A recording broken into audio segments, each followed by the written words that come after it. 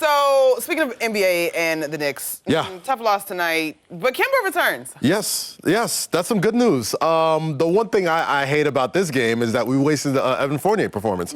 And we always talk about the Evan Fournier rule, right? Like, whenever he balls out, the Knicks tend to win, especially when it's one of these national TV games. But Kemba Walker looked really good in his return. He was splashing that three. He was giving the Knicks that scoring option that they sorely needed when RJ and Julius Randle were missing a couple of shots. Now, Kemba right now is, Kemba. I'm looking at that last shot, and I don't want to drag on it, but Alex Burks, who usually is Mr. Reliable, Mr. Swiss Army knife. The last shot of the game. Last shot of the game, yeah. I'm just staring at him, just looking to just one more kick over to Kemba Walker. He was hot. Where was he? He was right next to him. Kemba was one player over, and RJ was on the wing opposite. So I'm just looking at that play, hoping he could have got that look. But Alec Burks, he's been reliable all season long. Nights like that happen. He's not going to go 0 for whatever for anytime he plays. So.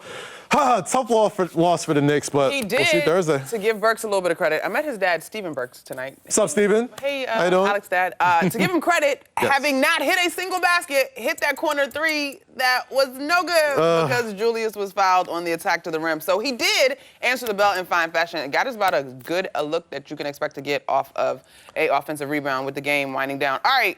Biggest takeaway, though, real quick, and then we move on to the league at large? I'd say the biggest takeaway is the return of Kemba Walker. I mean, you see they're going to need all the scoring they can get, especially with the depth that they have. That's my biggest takeaway. Hopefully he can stay healthy. Hope the Knicks can get healthy because every game is going to mean something going forward.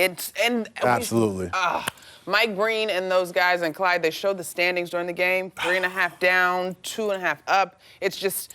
The Eastern Conference is a dogfight this year, man. All right, let's keep it moving. Let's leave the Eastern Conference, in fact, and go to the Western Conference. LeBron James and company. Magic Johnson had something to say about his legacy and the Lakers' legacy, and there's a tweet. Yeah, there's a tweet. Magic Johnson, never really big on subtlety on social media. After being blown out by the Nuggets, 133-96, we as Laker fans can accept being outplayed, but we deserve more than a lack of effort and no sense of urgency. Here's where it gets spicy. Owner Genie Bus, you deserve better. Monica, I'm from the Adam or Daphne era of social media. If you're not going to at me, I ain't going to respect it. So him adding Genie Bus, that's social media talk for well, that's like his sister. Oh, sister? He has said when he left the organization, that's like family, I can work there, blase, blase. LeBron has since also apologized, and we should note that since the drubbing at the hands of the Nuggets, the Lakers did get a win over a formidable Utah Jazz squad. I don't have the box score in front of me, so I can't tell you who was or wasn't playing in protocol, but the win is what the point is. Oh, I did see that Russell Westbrook dunk all over Rudy Gobert, though. I did see that.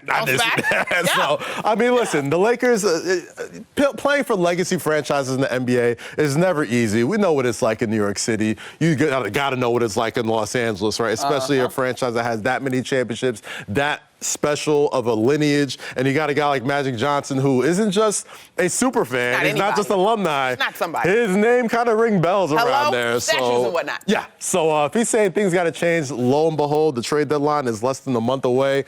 Things going to change in Los Angeles. All right, well, from legacy franchises to not so much of a legacy franchise, we go to James Harden. Oh, yeah. And the Brooklyn Nets. Apparently, James Harden is not looking to sign his extension. At least that's what the reports are at this point, saying that he is open to relocating. Listen, I've been saying this since the beginning of the season. You ever sign up, or you ever one of your friends like kind of put you on to one of these get-rich-quick schemes, and you're kind of like, this is exactly what I signed up for. Sell home goods. That's kind of a little bit like what the Brooklyn Nets are, right? Like James Harden is signed up for all this malarkey going on with the Barclays Center. He thought he was going to get the special super team treatment that all the superstars got. Yeah. He thought he was going to join the team, everybody's going to play, everybody's going to get their buckets, get their rings, stack them up, and then, probably go somewhere else and get paid again, and probably be in Kevin Durant's position to be like, you know what, I'm going to go to this team and that team, whatever. I dictate. I'm the captain now. That has not happened so far. James Harden, he's probably looking at himself like, for all this mess I'm going through, I could have stayed in Houston, got my buckets over there, and did all that type of stuff. And on top of that, you're in Brooklyn, you're in Barclays Center. You're not the best show in town when it comes to New York City. So I think if you're James Harden, there's going to be a lot of people that still want your services, paying you top dollar for it, and you go get your stats and still be in the same position to possibly win. So the big one that is obvious to NBA fans is one, Daryl Morey is the GM in Philadelphia, who has a superstar that is willing to just absorb all the fights and take all the hits. And I just wonder, I mean, listen, you mentioned some of the teams, the Lakers, the Knicks. I mean, Philly to me is a blue blood team of the NBA. Boston falls into that category.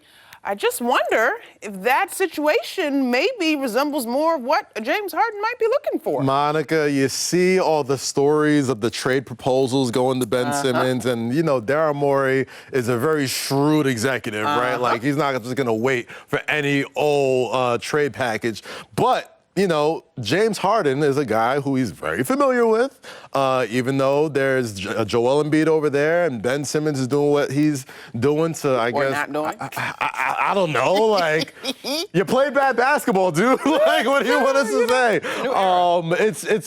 It's gonna be a very strange offseason for the Nets and the Sixers, especially if they don't end up accomplishing their goals this year. So we're gonna see how that goes. All right, so that's off-season talk. Yes. Because obviously nothing's gonna happen with James Harden right this second. But current season, first of all, Joel Embiid has been terrific. Balling. He's been great. Should be in the MVP conversation, but the Philadelphia 76ers are not that high in the Eastern Conference standings, or actually they've been teetering around that 5 spot. Yeah. Either way, he has recently come out and said that there is no urgency to make any changes with the Philadelphia 76ers roster. So by my math, that means he's not pressed to see the team move Ben Simmons to add a piece. Hey, the Sixers are in 6th place in the Eastern Conference with losing an all-NBA player, right? And we forget, right? Obviously, the Sixers have had long runs in the Eastern Conference playoffs for the past couple of years. There was always this, is it Ben's team? Is it Joel's team? It's very true. It's Joel's team it's now, Joel's right? team. So what is he going to say? Of course, there's no urgency to change anything, especially if you're not going to get a player that's the caliber of Ben Simmons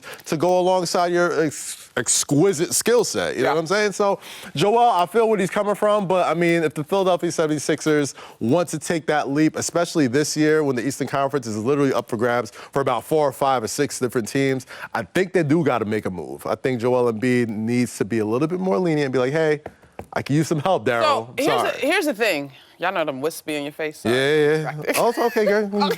Grab it right there. Gotcha. Okay. Here's the thing. I'm just playing devil's advocate here. I get this. Yeah. And Joel Embiid has been terrific. There's no confusion. This is his team, hands down. However, it's not like he could come and say, hey, we need to move this guy because I want to add insert name here without getting in a world of trouble. Yeah. So, like, just a little bit of, you use the word shrewd. I like the word shrewd. Just a little bit of media savvy here. Like, of course I'm gonna act like everything's copacetic. This is good for my current team, builds morale. I can't say, yo, James, what's up? Like, no. I mean, you could.